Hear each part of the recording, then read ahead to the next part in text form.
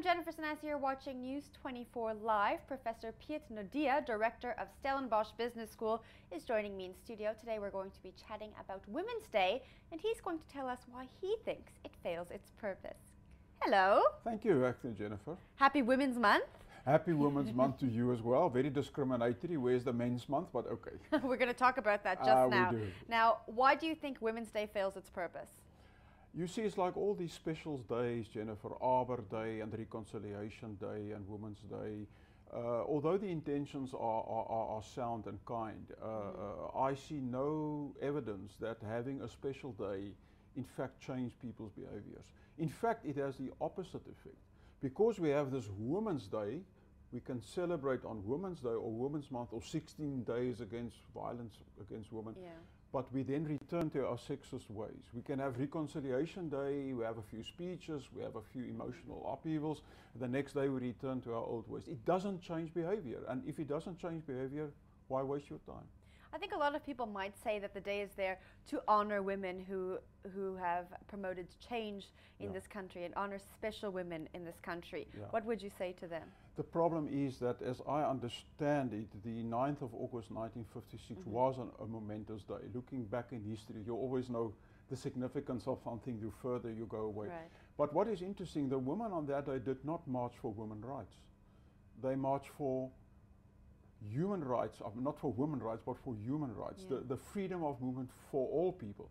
Women played a very specific role in, but by reducing the day to a Women's Day, we in fact undercut the broad purpose for which they in fact march. And if you want to ask me, I wouldn't mind to have a 7 o'clock in the morning on that day, specifically white people marching to the union buildings in commemoration of that. But the best way to honor them is to look at who are the vulnerable people today whose movements are restricted. And those are our migrants from up north in Africa, whom we attack here, whilst we disallow them the freedom of movement. That is the cause for which the women marched. And I think our actions there should show that we honor what they did on that day in 1956.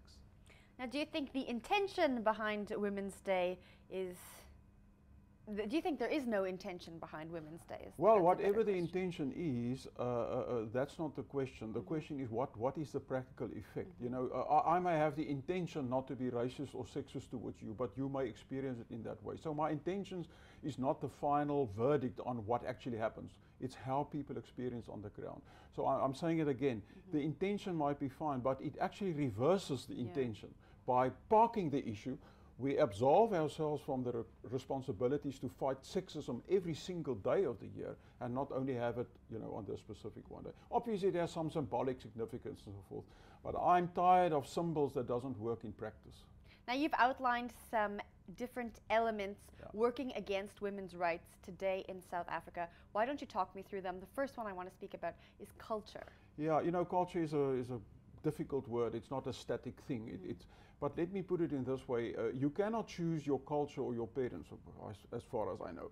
So when you are born into a situation of a patriarchal culture, you very quickly, as a young boy or a young girl, learn what is appropriate behavior or appropriate actions.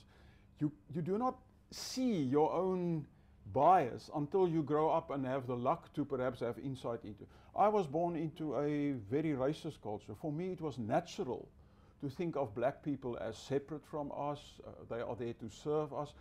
I could not question that because the culture I was born into was simply, I assumed it by being a white Afrikaans speaking person.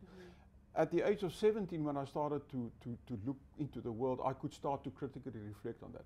So the first thing is, the way we naturally culturalize young girls and boys already have a sexist nature to us. If a young boy falls off the table or off the stairs, we say, stand up, don't cry, a young strong man never cry. Yeah.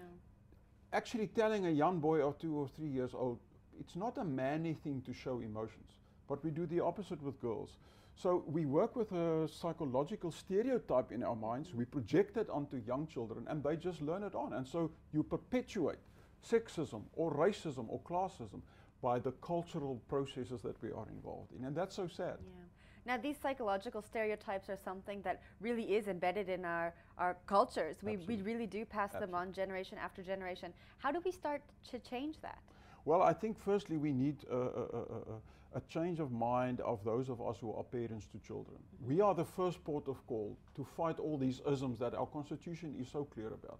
I mean, if I look at our own children, they're a new generation of young Afrikaans-speaking people in the country. Hopefully we've succeeded to not perpetuate the kind of racism with which I grew up by from the beginning living in our house in an inclusive manner. The same with sex. The second thing, we've got our children compulsory at school for 9 years. The Constitution must be taught at school. Boys and girls must be taught at school that we are equal, we are different biologically, there are different psychological profiles, but it's not linked to gender. So that we get a new generation that can understand it. And then we need to apply already the kind of laws that prohibit unequal pay for women and stuff like that. We must vigorously apply those laws to make sure.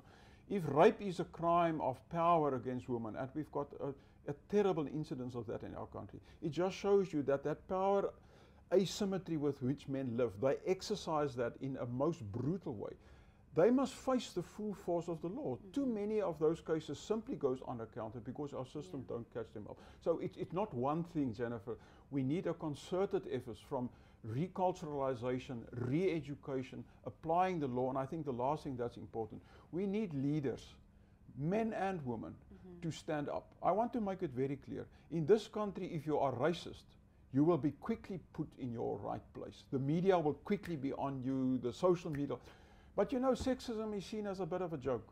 It's not taken as seriously as racism, and I think it's wrong. It's against our constitution, it's against human rights, and it really severely impedes the dignity of women, which is so sad, because if we can get all the energy of this country, men and women, and we work as equal partners, although we might assume different roles, we can take the country forward.